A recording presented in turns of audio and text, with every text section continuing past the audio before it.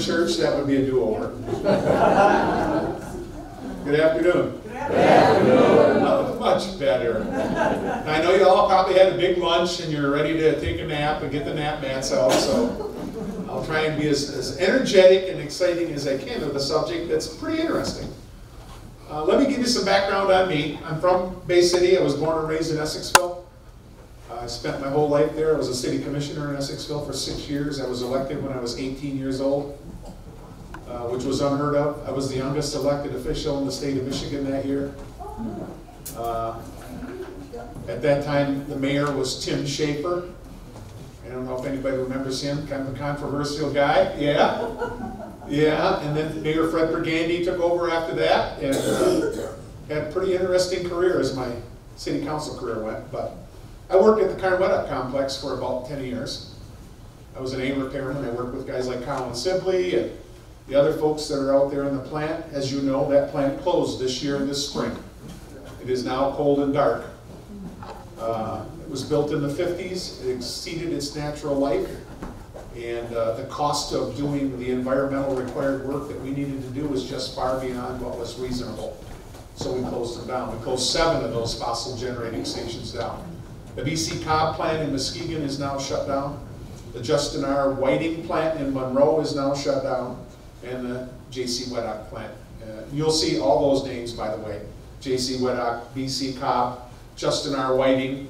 All those plants were named after people that were prominent figures in the development of consumers' energy. And by the way, they also were very prominent in purchasing the lands that we own now, setting up transmission lines from Jackson, Michigan to Alpena, which was unheard of, and then developing an electric railroad in those major towns that we also supported. The original company that we work for now, Consumers Energy, was called Commonwealth Electric back in the 1900s. We also, at that point, started buying up. Every town had its own electric company. Bay City had its own. Every town in the state of Michigan had a gas company for gas lighting, and then they switched to electric when Edison got the light bulb thing going. And it went from there. Pretty amazing. I'm going to start giving you some information on the dams, and the thing that I'd like to have you understand, I've only been with consumers for 40 years, so I'm pretty new at this, okay? And I've been the area manager for Northern Michigan for the last 10 years. That means I'm responsible for the hydros on the Asabo River. I'm involved with the hydros on the Manistee River. I'm also involved with the hydros on the Muskegon River. But they're not my predominant responsibility. My responsibility is governmental and public affairs. So I'm taking care of complaints. I'm dealing with people who have issues with their outages on power. I'm doing a lot of things, but my true love is the dams. I love to trap. I love to hunt. I utilize their recreational properties, which we'll talk about a lot. We own 12,000 acres of property that's available adjacent to the Asabo, Muskegon, and Manistee rivers that are available for the public to use for recreation, hunting, and other things. We also have 2,800 campsites along the rivers in the state of Michigan that are available for people to use. Boat launches, fishing facilities. We spent $1.7 million at Foot Dam on the Asabo to put in a handicap fishing available area to make it totally barrier-free. There's a ramp there that's about 600 feet long. That's a graduated ramp that people in wheelchair access, need wheelchair access, can get down to the piers. The piers were built to accommodate them so they can go out and jut into the lake and the river so people can fish there and access the fish that are going to climb up, actually coming up river. They can't go any farther there. They're stuck. So we have a lot of time and a lot of things that we've done, but as we go, we'll talk more about that. I know you're truly interested in the historical information, so we'll cover some of that. And feel free to ask questions as we go. You don't have to hold them to the end, because if you're like me, you forget about it. William Foote, he was from Adrian. He stumbled on hydrogeneration when flour mill. He had flour mills and they were unsuccessful. He lost money at them. And somebody said, well, you ought to generate electricity. He's like, really? So I can shut these mills down and turn them into electrical generation equipment. Is this going by itself? Yeah, that's no good. J.B. Foote, which is Foot Dam is named for, was the younger brother of W.A. Foote. He was a bookkeeper for the Power Company. That's what he did. Blessed with a mechanical mind and proves to be a natural engineer. If you look through the window right there, you see what's back there? The dam. It's one of the hydroelectric dams. Kind of ironic that they would put that in a portrait. Foote's mill experience led him to focus on water power.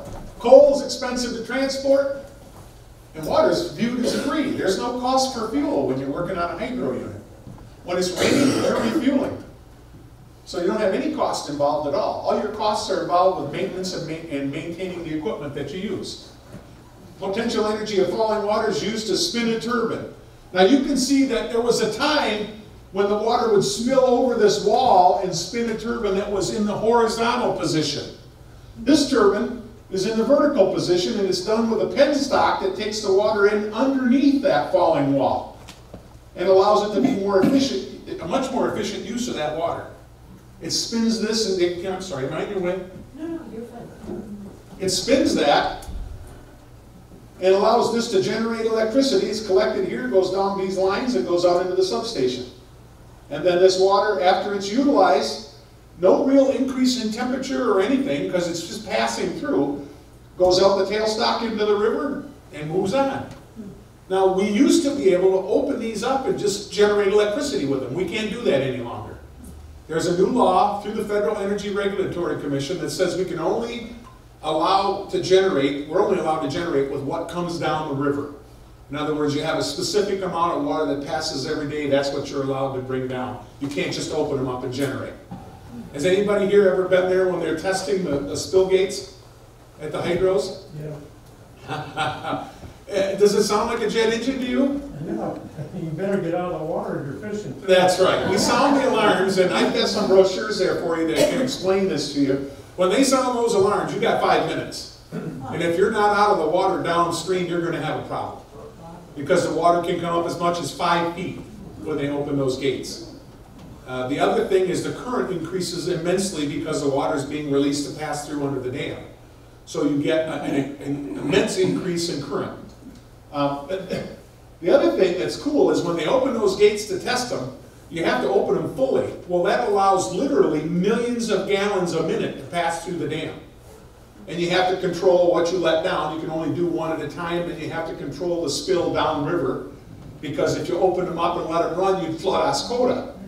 Oscoda would no longer be on the map. They had an emergency facility set up in the event that there was a dam failure at a meeting that I attended last year. And when I looked at their plan, I said, no, wait a minute, we need to think about this, because you're using Oscoda High School as the facility to run this emergency.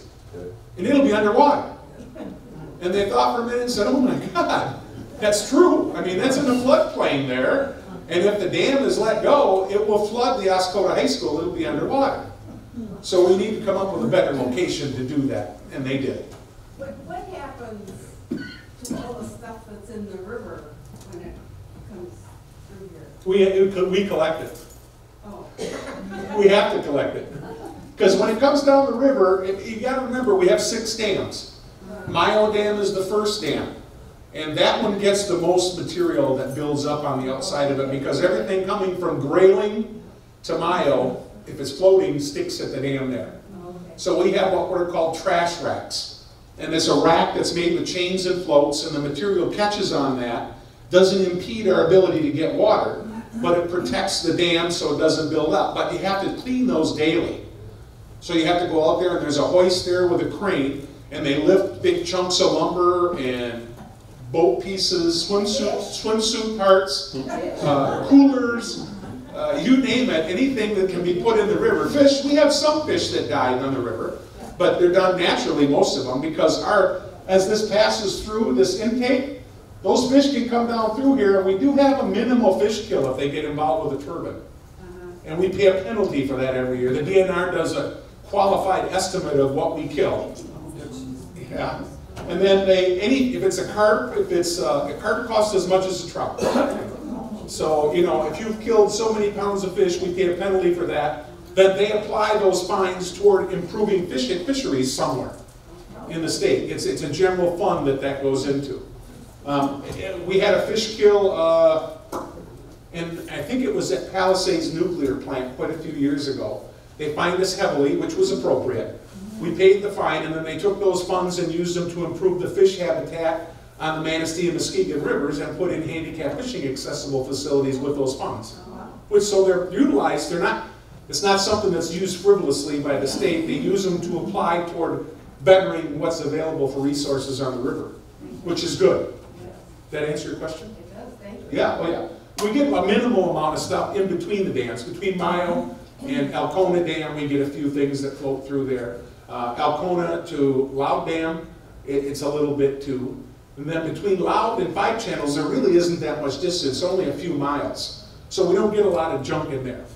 Five Channels to Foot is the same, and from Foot to Cook is about the same. I'm sorry, Cook to Foot is about the same. Foot Dam, below Foot Dam, we don't worry because it's going out the mouth of the river. So we don't have much involvement with that. But we do get a lot of dead wood and a lot of broken dock pieces and just stuff that floats. Yeah, and we collect it all.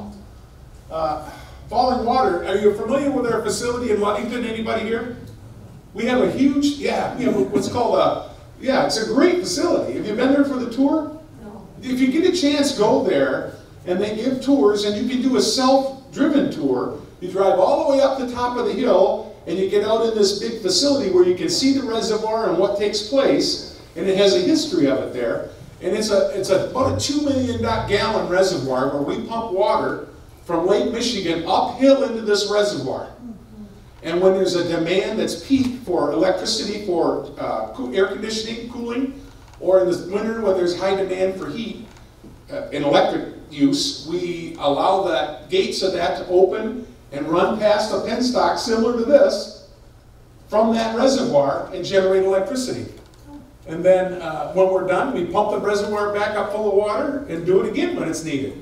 But the thing about it is it's only 75% efficient because it takes 25% of what we generate to fill it back up.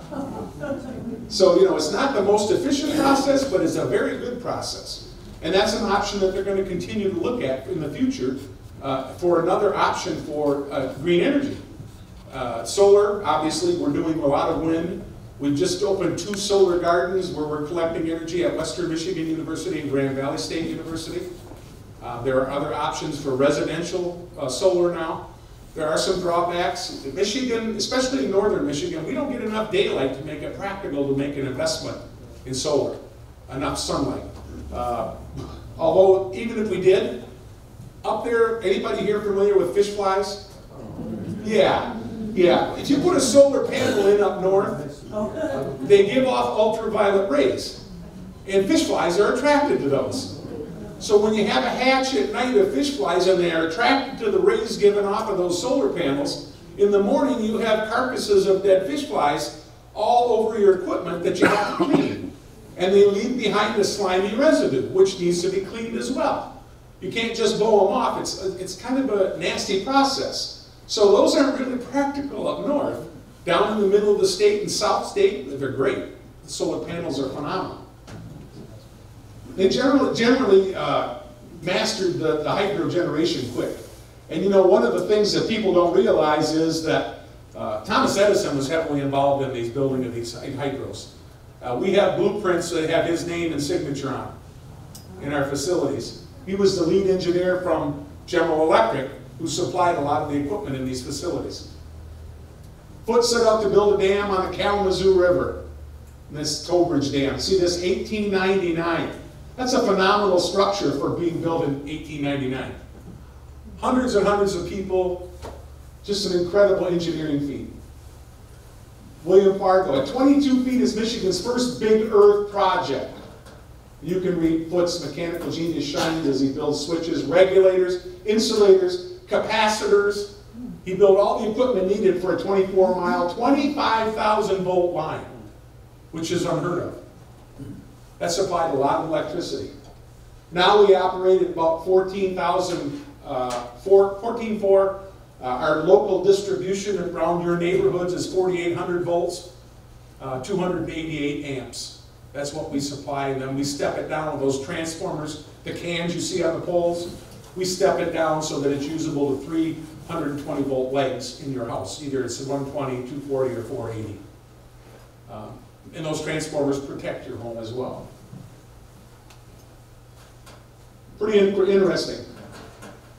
J.B. Foote extended the transmission line from Toll Bridge to Jackson, 93 miles at 40,000 volts. He also built 2 more dams. That's the third railroad in Michigan, which is 56 miles long. And these are historical photos. I can't read the top of that. It's Jackson, Michigan, I know. But they were putting that in. And this rail station that you see right here, this rail station, still exists in Jackson, Michigan. It's a historical facility. Lower Peninsula urban areas were targeted with power. Dam building was in high gear. Rogers Dam was built in 1906 on the Muskegon. Croton Dam 1907. And Hardy Dam was built in 1931 after the war. Weber Dam was 1907. On the El Saba River, they started them in 1911 and went to 1924. Well, the one that really messed people up was Alcona Dam because it was started in 1916 or 1914. And they started working, and when World War I broke out, everybody left the dam project and went to the war. So they didn't finish that dam until 1926, which was pretty amazing. Mayo Dam was we just celebrated the 100-year anniversary of Mayo Dam this summer. By the way, if you're ever interested, we're going to be doing another 100-year anniversary for Croton Dam, Cook Dam, this coming year. We set up tours. We set up a bus system where you can park, get on a bus, and we drive you to the facility, give you a tour of the dam, give you an opportunity to ask questions and look everything over. It's very interesting if you really want to see the inside of the dam and how it operates. And we have operations personnel there that discuss everything and show you all the things that go on. Manistee, we have Tippy, Hodenfile. And all those rivers and all those dams continue to operate today. William Foote died of a heart attack in 1915. You can read what this states. Many competitors have been bought out, and consumers as much of the lower Michigan, except for the Detroit area. And that's still true today. We don't supply electricity in the Detroit metro area. Detroit Edison does. We have the entire rest of the state of Michigan for electric service. We supply gas in the metro Detroit area, and we don't supply gas anywhere north of M55 in the state of Michigan. Gas from Detroit Edison, DTE, is supplied to the northern part of the state. And that's an agreement that was reached 100 years ago. And it stayed the same. Management focus was shifting to Wall Street. Everybody needed money. Everybody had things going on. In the early phases of the dams, you can see the things that were going on. He had no interest in the business whatsoever. He fought a severe kidney ailment much of his life. He went blind and died at age 57.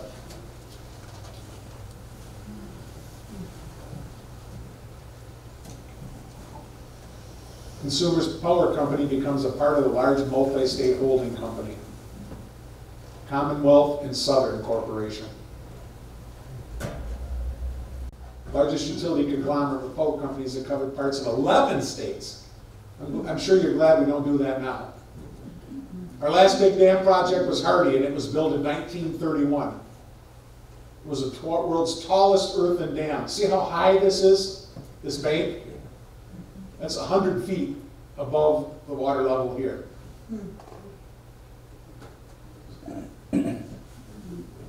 To this day, we operate every one of the dams that we've had all these 100 years. They're all licensed and continue to be licensed. Our licenses are good for 30 years.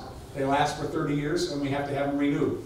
When you renew them, you go through an inspection process with the Federal Energy Regulatory Commission. They look at your operating procedures. They look at the work you've done. They inspect the facilities for flaws, and obviously you don't want to have any.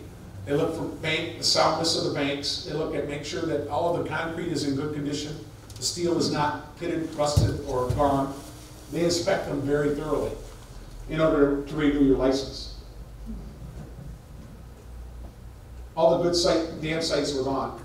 Is there a roadway up on the top of that that you can drive across? Yes, sir, it is. I This thought right there here? was. Yep. Yeah, it's for maintenance purposes. They have a road that's there so they can get from one side to the other. When the construction was done, you see back here, there was a village built right at the site with barber shops, laundry facilities, kitchen facilities, sleeping quarters, everything they needed, including a small general store, so that the workers didn't have to leave the site. They were right there. They couldn't leave anyway if they really wanted to. There was nothing there. But they put this facility together, and this small village and town that was built, because this was the last one, was destroyed after it was done. But they also, see these square structures right here? Those are homes. And when these dams were built, every single one of them had 2 or 3 homes built adjacent to the facility that are salt box homes. They're square, 3 stories high, and believe it or not, they're kid homes that were supplied by Sears and Roebuck.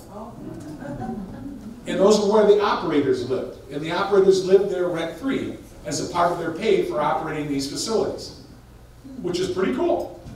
And they got their electricity free, which is pretty cool. That doesn't happen anymore either. But those homes are still in existence. If you go along the road that goes back to Loud Dam, there are 3 of those homes right along the river that are privately owned now. If you go to Five Channels Dam, there's a beautiful home right at the approach to Five Channels Dam. That was a dam home. That's privately owned, and it's absolutely beautiful. It's incredible what's available there and that they still exist. Excuse me. Wendell Willkie. Anybody recognize that name? You're historical buffs. Was named the CEO of Commonwealth Southern. And obviously he was a bad guy because the utilities, the stock market crash was blamed on him. High integrity. Over the next 10 years, he would play an important role in the national stage, I'll say. Here you go. Wendell Willkie was a Democrat. You can read this. He soured on the New Deal. I'll bet he did. Changed parties, became an important liberal Republican seeking to repeal much of the New Deal. And you'll see 3 people here. Thomas Dewey, Robert Taft, and Art Vandenberg. Vandenberg is a common name in Bay City, correct? Yeah. I don't know if we have a lot of Tafts, but we have Deweys. Supporter button. Looking for President of Commonwealth and Southern. Huh. Wings for Willkie.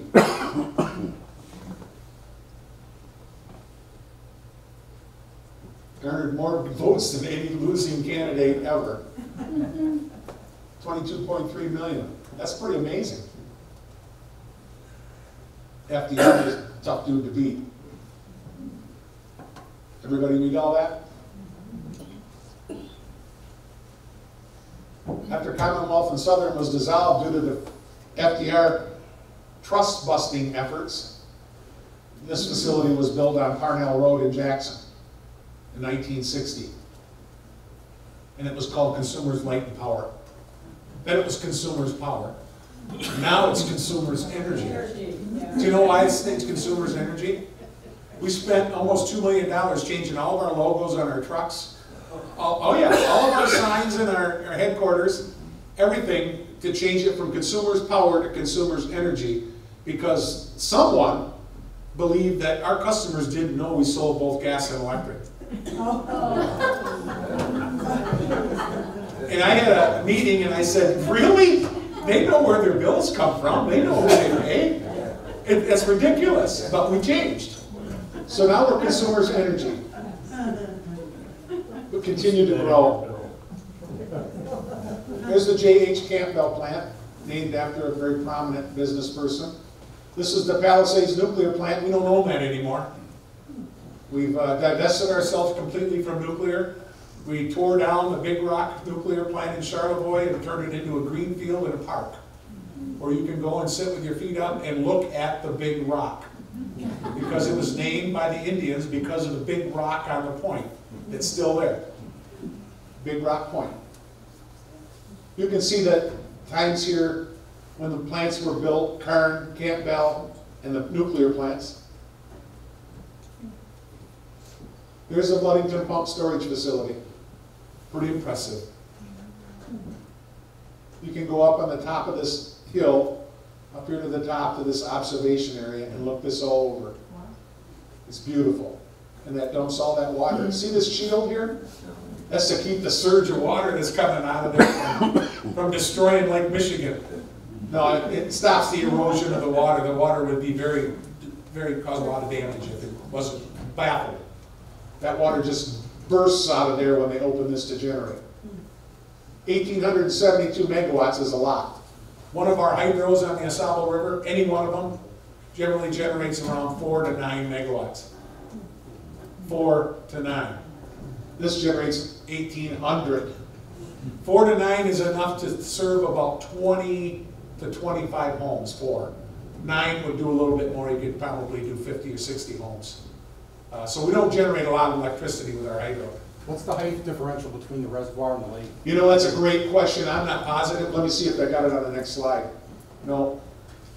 I don't know, but it's huge. I mean, down here on the bottom of this, you go down the river a little farther and we have a power plant station down here. I know that driving this, when you're driving, the hill for the reservoir is got to be 150, 200 feet above the road. Right here, above the road, and then you have a huge drop down to the lake. So I'm guessing 400 feet, maybe more. It's amazing. It's pretty large. I haven't been there in a while, and nothing's changed though. I wish I had exact information, but it's huge. It's a lot of wet. Oh yeah. Wind generation, we've opened Lake Wind's wind generation facility in 2012 and Crosswinds in 2014. And we're doing all these things because we're trying to increase our how do I want to say this, non-environmentally impacting generation. In other words, by wind, by water, by solar, anything that we can do. We just shut those plants down. That was 1,200 megawatts of generation that we've closed. In order to start making sure that we can make that up, we just purchased a natural gas generating station in Jackson. That's 300 megawatts. And we're going to continue to look at facilities that are fueled by natural gas because it's a very clean process. We're not going to be in the fossil fuel business anymore. I guarantee that's not going to happen because it's not practical and it does affect our environment. We want to be a good corporate citizen, and that's why we're doing what we're doing. This some more historical data for you. The Oscoda lumbermen, if you see these guys, they don't look like lumbermen, do they? No, these are guys like William Foote, William Fargo, Andrew Cook. These people went out and they were buying up land like you weren't making it anymore. And they weren't. Hundreds of thousands, literally, of acres. And the lumber era just devastated our properties. I mean, they clear-cut these forested areas completely. It was devastating. And if you look, these guys are on this boat. Some of them, he's got a weapon there. This is on a Wanigan. You know what a Wanigan is? Good for you. I like that. Then that's the food boat. These guys are dressed pretty slick. They were groups of businessmen that roamed the area. And I got to be honest with you. Let me tell you when the mapping of the Asabo River Basin was done. The guy's name was Baron Lahoban. Baron Lahoban. And he mapped out Michigan and this, what he called the Sand River, which was the Asabo River, in 1703. 1703. And then if you move down history a little bit, a guy named Louis Chevalier was the guy that really got things going on the Asabo River. He opened a camp at the mouth of the Asabo River adjacent to the Chippewa, Iroquois, and Sioux Indians that were there. They had a village, several villages. He built a camp there to trade commodities with the Indians and to buy furs from the trappers. And he was buying things like these. I brought these just to show you. These animals are readily plentiful again along the Asabo River, only because of the conservation efforts that have gone into that and the restoration of the habitat. This is a badger. They're nasty. Okay. I trapped this badger last year. I'm a trapper. If you look closely at the claws on this badger, he can dig a burrow big enough to accommodate his body in 30 seconds.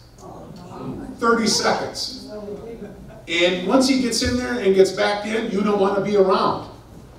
Because they come out and they're fierce. They have teeth about this long, they're fanged, they're omnivorous, they eat anything, including their own. Which means they'll eat meat, vegetables, fruits, kids. And they have a nasty attitude. I mean, they just have a bad attitude. Oh, pardon me? How did you catch him? Well, to be honest with you, I was riding my quad down a 2-track between Five Channels Dam and Loud Dam on the north side of the river. And he came after me.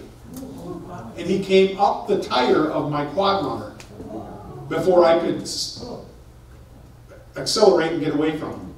So I decided that if there were people walking down that trail, this was not a good animal to leave there. So I went back. I have a trapping system that uses a bucket that you set on a tree with a hole trap that instantly kills the animal. It doesn't suffer, doesn't hurt it at all. And I put cantaloupe melon in there. And when he climbed the bucket to get the cantaloupe melon, we had it. I mean, it was the next day. He was very aggressive and he had a bad attitude.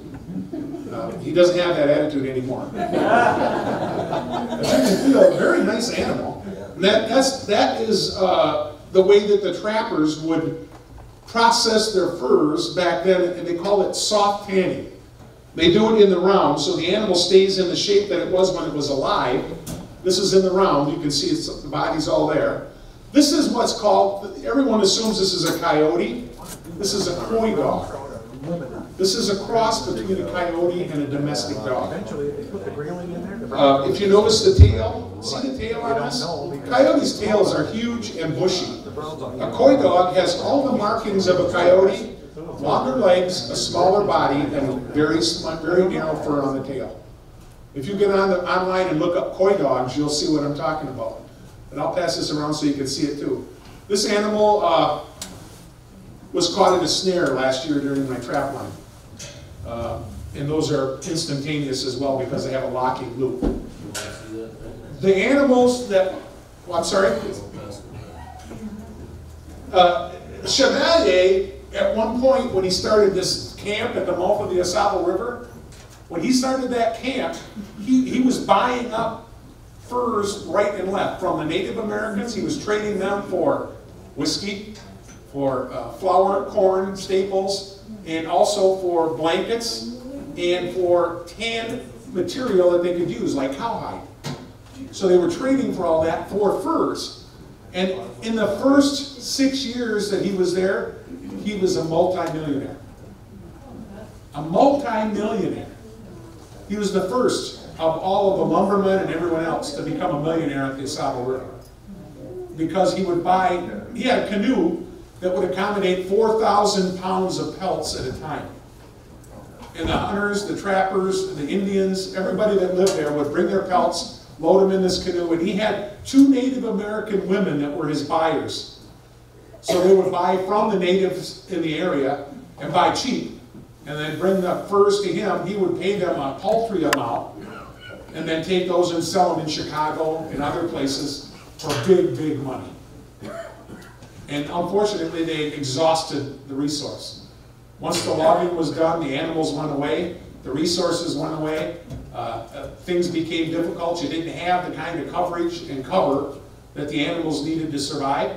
They're gone. I'm proud to say now, we've got unbelievable number of eagles, trumpeter swans that we reintroduced in the 1990s on the Asaba River. We have an unbelievable number of otters. If you've never seen one, you need to spend some time on the riverbed. They're the most entertaining animal on earth. They will take a styrofoam coffee cup. This is the truth. We have a fishing pier behind Five Channels Dam. And if I take a styrofoam coffee cup out and set it on the dock when they're in front of it, they will come up and take that styrofoam cup and play with it for 20 minutes. Bite it, throw it around, take it underneath, let it pop up. And they play with it for 20 minutes, and when they're done, they put it back on the dock. I'm dead serious. They don't leave it in the water. They're incredible animals. And if you ever get a chance to see them, they feed their young when they float on their back. They go down, get a fish or a clam or whatever they're going to eat, They put a rock on their stomach. When they roll over, they crack it on the rock, and they start to eat, and the little one lays right next to them, and they feed them. It's incredible to watch, and there's a lot of them now. I see families with 1 adult and 3 young just below Mile Dam almost every week now when I'm up there. They're very plentiful. Badgers are plentiful. Coyotes are plentiful. We have an overabundance of beavers. We have an unbelievable number of bobcats. We see bobcats sightings at people's homes along the river all the time now. And they're all, they're feeding on what we call poults, little turkeys when they're born, and young fawns, white-tailed deer. So a lot of the hunters are upset about them, which drives the people who trap to try and trap them to minimize the number of deer they lose. We have an overabundance of deer. We've had several good years, and last year was no exception. I had 6 or 7 does around my property up north, and all of them had triplets. Yeah. Yeah. They'll only have, by the way, I don't know if you know that, they'll only have the number of animals that the environment can support. They'll abort, if they have multiple births start, they'll abort 1 or 2 of the fetuses if there's not enough to sustain them. So these animals had a full load. They're pretty incredible. I'm sorry, let's continue with this. I didn't mean to digress. William Foote. Pretty tough guys, but you notice there's no forest there? Yeah. It required a great deal of capital. Capital. John Weddock, who the J.C. Weddock plant was named for, was a baker. Hodenfile, Hardy, dams were named after them. They were bankers. George Weddock, who was John Weddock's son, was one of the most prominent bankers in Chicago. And all these people would come there, and people who wanted to do the timbering would bring them to these regions hunting and fishing. They would set them up in a camp with cooks and launderers and all kinds of, they'd have an entourage of 40 people come with them, shoot all the deer you want, do whatever you want, but we want to start timbering this property. So could you possibly finance that? Oh, hell yes. Invite me back to hunt next year. I'll be glad to finance this. And that's what they did. It was amazing, the amount of capital that they spent. Lau's land is purchased and construction moves forward. These are the original construction photos. See, oops, see the dam houses right there? Yeah, those are the dam houses. Literally, they're the dam houses. Multiple story kid homes. 5 Channels Dam was named because, you know why? Because there was literally 5 channels in the river at the point where they built that. It divided down, actually kind of went uphill and fingered itself out into 5 separate channels. But now, because of these dams, the recreational opportunities abound above the dam. These impoundments are hundreds of acres. Above Mile Dam, it's about 850 acres.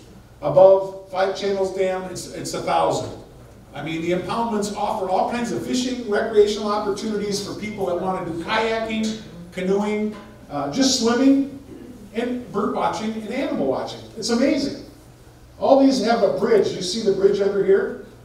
It crosses the river in front. There's the road. Not good, but it's a road. Here's a bridge in the road that comes down here and crosses. Not good, but it's a road. You can see these dates. Alcona, 1924. We just celebrated it because it was actually finished in 1926.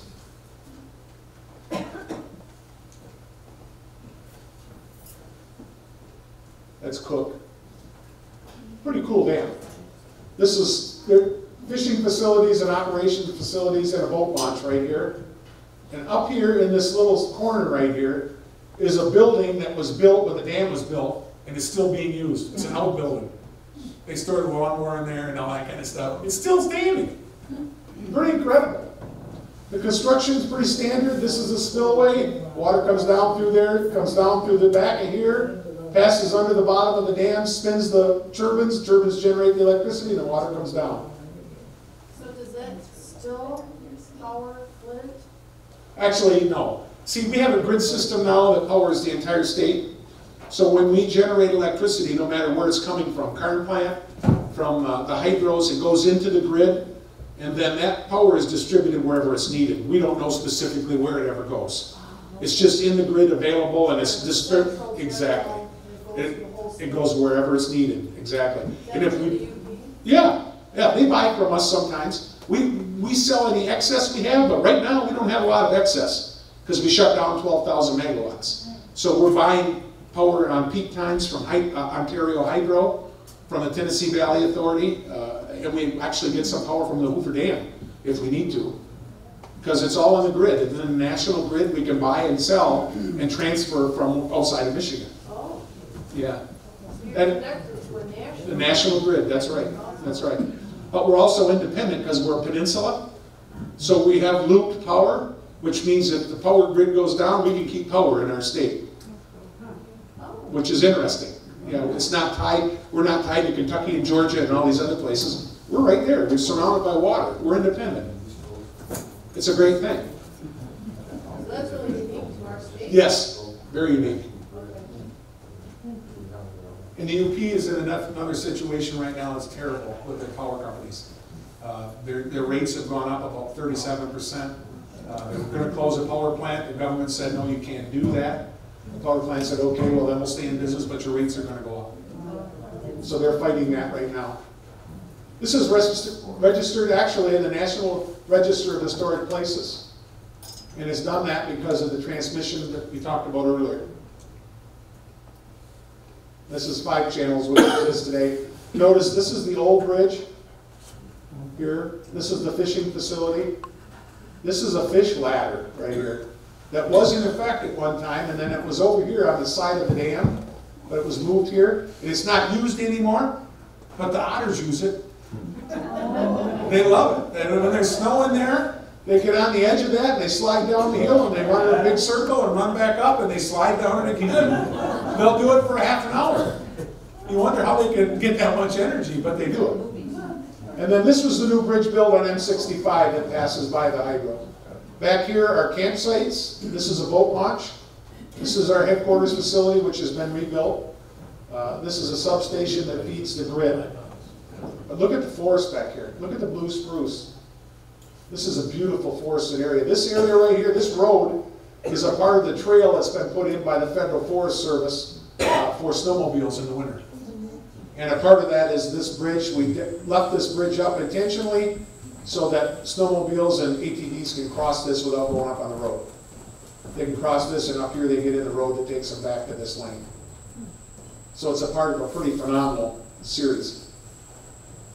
Loud Dam, I don't need to go through a lot of information on these, but you can see the configurations are very similar. This is the substation, this is the parking area. This impoundment is pretty huge. Loud Dam now looks a little bit different. This forested area is all huge. This is all heavily forested as well. Back in here is all residential properties, including the dam houses are over here on this part of the river.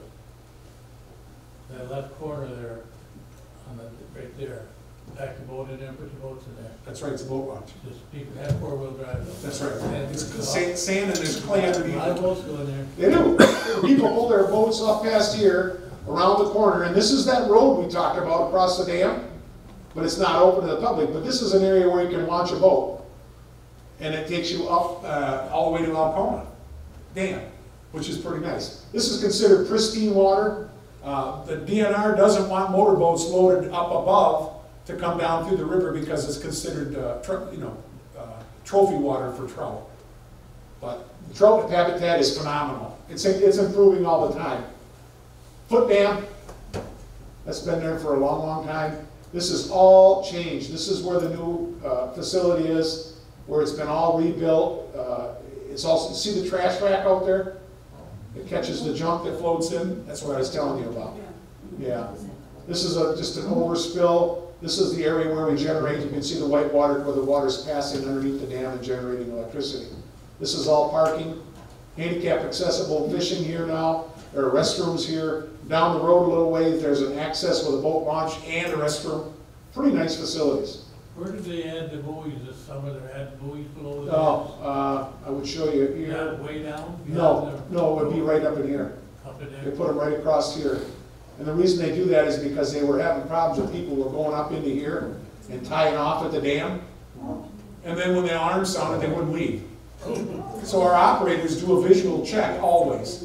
They go out and look like this and see the edge of a boat underneath the concrete walk. And if they would have started the dam up, if they were tied up like they would have swamped the boat and probably drowned. So we had to apply those here to protect the people that were trying to get up in here to fish. And it happens at all the dams. You know, people are aggressive. They want to fish. They want to catch. Well, the thing that's cool about this is as far as the fish can get is here.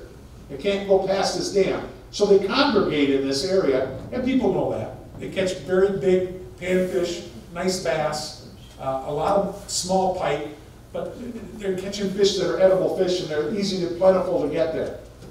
The thing that was really critical about all this on the river is that, excuse me, there was a fish in the river years ago called the grayling. It was a trout, and the grayling wasn't like a rainbow trout, a brown trout, or a brook trout. They're very, what I call line shy. They're aggressive, they won't bite just anything, and if something doesn't look right to them, they swim away. A grayling trout was an aggressive eater. You could catch them one right after the other with a hand line with a red berry on it. You could stand on the bank and just pull them out. And that's why they disappeared, because they were so easy to catch.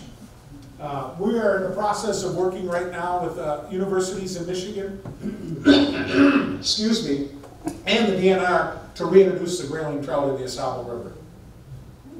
We have eggs that we've gotten from a hatchery somewhere else, Wisconsin or Minnesota, and we're going to try and reintroduce them to the river in one area where we can control where they're going to be between the dams, because we think that they'll thrive again as long as they're controlled, and Lord knows we can control them if we have people that follow the rules.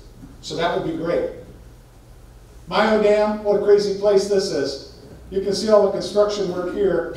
And you know, I'm thinking as I'm going through all this is a lot of general information for you. I'm going to leave this book. It's the Asable River of History, Harnessing Hydroelectric Power. This has complete descriptions of all that's gone on in the river. It was written by a gentleman that runs the Historical Society in Oscoda named Fred Glass. If you want to purchase one of these, it's $15. Very inexpensive, incredible stories and activities. Talks about the scenic byway of the river, talks about the history of the river, talks about the hunting and fishing things that went on. And even there's a story in here that in 1910, they were advertising in the local newspapers in northern Michigan for lumbermen to work taking timber out for the dams. And they were paying them $2 a day in the 1920s. That's amazing. They had lumbermen come from as far as Ontario, Canada for those jobs because they were paying such good money. As you can see, this is the guy that did the under sluice spillway. Reduces erosion. There's the inside of one of the dams. This equipment still exists exactly like you see it. This is Mayo. These are two vertically mounted, what's that? Two vertically mounted generators. The water passes down through the bottom, down under here, spins these around, generates electricity, and is collected. If you look at the floor there, see how shiny that is? Those floors are still that shiny, and these operators keep them so you can eat off the floors. These people are immaculate in these facilities. They're outstanding employees. These have all been repainted, and I tell people when they go for a tour, if you scraped all that paint off there, at some point you'd find Thomas Edison's fingerprints on there. Because he was there when they put him in. Yeah. How long is the life of one of those generators? Actually, unlimited. As long as you maintain the brushes that collect the electricity, those have to be changed. But the generator life is phenomenal. Let me give you I'm glad you asked. There's a piece of wood that's been used in those dams for 100 years. One piece of wood. It's called Ligum vitae, and it comes from South America. And it was used to make an underwater bearing in those turbines. And as long as it stayed underwater, it was totally viable. If you took it out of the water, it would disintegrate. And it's hard as steel. And those were in play and used up until the 1990s from the original construction. Now they've been replaced with steel bearings, but pretty incredible that it was wood And it worked and lasted that long. Anyway, moving on. Oh, thank you. This area right here is where they would put those barriers across on the dams to try and stop people getting up into this area and having their boats capsized. This dam itself, you can see, is set up pretty weird here. See the truck right there? My guys can drive on those hills and those roads. Public can't. And there's a set of steps here, but this also was a ladder at one time that went up this whole wall. That's a pretty nice picture. Sources for this program. This is a great book. This is a great book if you've never read it. The Story of Consumers Energy Power Company by George Bush. Future Builders is an exceptional book to read. The rest of those publications are also very good. By the way, I'm going to leave this. You have this presentation on your computer here now. So this is yours to use and review anytime you want. If they make it available to you, you can load it at your home if you want. I don't have a problem with that. These photographs came from a large number of sources. Wendell Wilkie family website. Tim Walker spent a lot of time on all this stuff. It's an excellent resource. I also, because of time, I don't want to spend a lot of time. You've seen probably all you want to see for dams. I have another disc that's loaded in here that's photographs, all the photographs from the construction of Alcona Dam. Alcona Dam was unique. Like I said, they started early, stopped for the war, started over again. But Alcona Dam also had another unique problem. About halfway through the construction, it started to sink into the ground.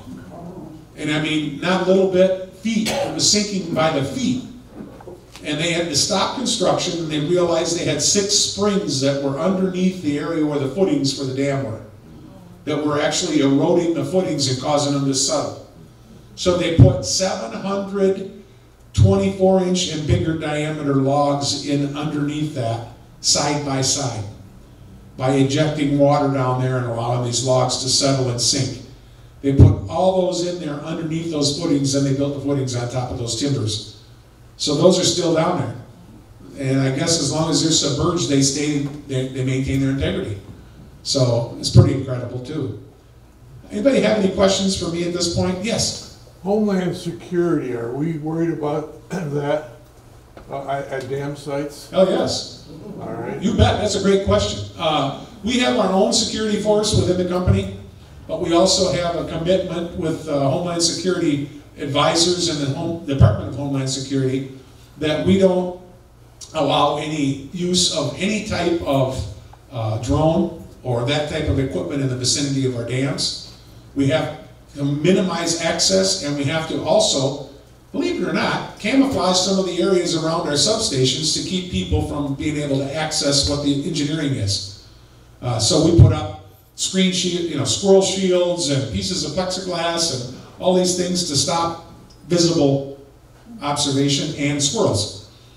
But that's a very good question. We have some very serious Homeland Security issues. If one of those dams is destroyed by an explosion, it's catastrophic all the way down the river.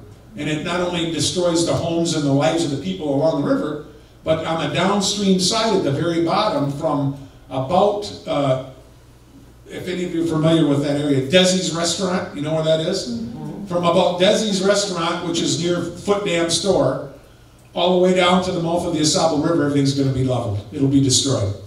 Because that water just, there's no stopping it. I mean, it's phenomenal. Originally, the river was about 150 feet wide for the entire weight of the river. Now, if people wanted the river restored to its natural splendor, there'd be literally hundreds of thousands of $500,000 homes along the AuSable River that would be 3/4 of a mile from the river if we took the dams out. So I don't think we'll probably take the dams out anytime soon. And I think we're planning on relicensing forever until we actually have to rebuild one or do something. I don't know what that would be, but very good question on the Homeland Security. Did I answer it? Yeah. Yes? 2 questions. How many turbines are in each facility, and approximately how many people work at each facility? Okay. 5 Channels headquarters is at 5 Channels Dam. They have 18 employees. When these dams are operating during the daylight hours, there's one person in the dam. And one person in some cases operates multiple dams. They start one up, it's on computer, they go to the other one, start it up, and then they rotate back and forth. At the end of the day, during regular day shift, that goes on computer. And those dams are totally controlled by computer operation. It measures constant flow, it adjusts the amount of water that it allows to go through, and if there's an emergency or a high water alarm goes off, then the operations employees are called in to correct it. But it's totally on computer after regular operating hours.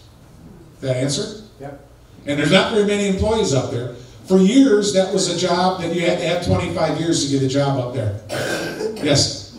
My grandfather was the operator of Cook and Foot Dams from 1923 to 1926. Did you hear that? Her grandfather was the operator of Cook and Foot Dams from 1923 to 1926. That's pretty cool. When you talked about the housing, when they moved there, they had to live in a little schoolhouse because the house was not ready. There was one other family there, and I can't remember their name, but yeah, and they had three little children when they moved there, and another one was born while they were there. That's amazing. Did you hear that? They had to live in a little schoolhouse because the dam house wasn't done when they got there. And they had 3 children with another one on the way. So that must have been a pretty good hardship. And they loved it. They loved living there. Yeah. What's not to love? It's a beautiful place. My mother was the oldest, and she was never in her life, never afraid of snakes because she was exposed to them while they lived there. She did not pass that on to the rest. That's another animal that I did mention that there's more than enough of along the river, and that's snakes. We have a lot of naturally occurring snakes, king snakes, water snakes, you name it. And they say there's a few Massasauga rattlers up there, but I've never seen one. We have people who can verify that they're there. Jay, what did they do when you talk now about the computers? What did they do when my grandfather was there? That there was somebody at the dam all the time. Yeah, because my mother would say that he would take them sometimes with him Yeah. to the other dam to see how they operated. Yeah. But Yeah, but they have had people, that's why they lived right there, because there was a need to have them there all the time in case something happened. And the other thing is, now that they're computerized, they still have to rely on a human being getting there in the event that something's going on. So, you know, it's just a matter of controlling what's going on, observing it, and then notifying people. But in the old days, you had to be there. You had to check it. So they would probably get up all night long and go in and check every 2 hours, make sure everything was good. I think it'd be an awesome job, but, you know, I'm being goofy. Anybody else? Yes? They do anything special for canoe races as far as regulating the water? No, we don't do anything. We don't do anything on the river to adjust the waters for the race. What we do is supply. Yeah, we change everything. You know, they practice for 6 months before the race. They're practicing in December. Did you know that? They're paddling the river in December to get the lay of the land, and then they do it for 6 months in the beginning of summer through summer. The race is the last weekend in July. They can race that river in the dark with a blindfold on and know exactly where they are all the time. That's how committed they are, and that's how well prepped they are. We don't do anything to the river, because if we did, we hear about it. They're pretty particular about what they have and what's going on. We do supply help from our employees, and they work very hard to make sure that the portage areas are set up and lit for these people so they're safe. We also do gravel work and stone work to make sure that the areas where they're going to carry their canoes down the bank are safe. This year we had our first paraplegic paralyzed racer, and he was an absolute phenomenal athlete. This guy is a young man that raced year before last and was injured in a logging accident and was paralyzed from the waist down. And this year he raced, and he used a wheelchair to portage, and his partner helped him and carried the canoe, and they started out dead last on purpose because they didn't want to interfere with anybody's race start. And he passed 40 canoes before the end of the race. There was only 90 canoes in the race, so he did pretty well. And he had to be strapped in the canoe with a back brace to support him to be able to paddle like he did. He's just an exceptional athlete and pretty special guy. But we don't do anything to the race, other than trying to make it as safe as we can. Anybody else? Yeah. You've indicated that Consumers Energy believes that these hydro facilities are a valuable asset to maintain in the future. And the purpose of that is because they provide a stable source of electricity. Would that same attitude not logically apply to the 16 other hydroelectric plants that supply power on an independent contract basis to consumers? Would not consumers be interested in ensuring that those facilities that are at the same vintage as these continue in the future? Yeah, I think they would, but I also know that the independently owned facilities are controlled by different rules than ours. I don't know exactly if they're under FERC control or who they're controlled with, but I've been told that the rules that they have are different than ours. And in order for us to be able to accommodate utilizing or purchasing those facilities, we'd have to go through the complete inspections that are required for our facilities and assure that they meet all the standards. But I don't see any reason why not. I mean, they're a very reliable source for continued generation. You know you're going to have a minimum amount from them, but you're going to have a continuous amount from them, and no cost other than maintenance. So they're viable. There's no doubt about it. So my question then, follow-up question is, why is it consumers' policy to not intend to renew any of the power purchase agreements for any of these facilities? I can't answer that. I'm sorry, but if you give me your name, I'll find somebody who can.